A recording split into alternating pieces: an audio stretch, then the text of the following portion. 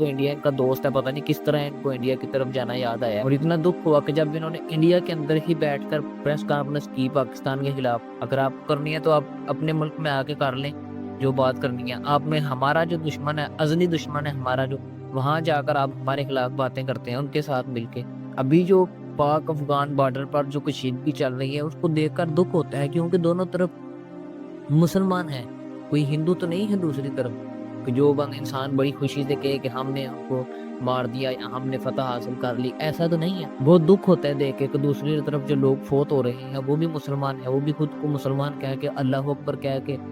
تو کلمہ پڑھ کے جو ہے وہ بھی فائر کرتے ہیں، وہ بھی کلمہ پڑھ کے فوت ہوتے ہیں۔ تو بہت یہ چیزیں دیکھ کر دکھ ہوتا ہے کہ یار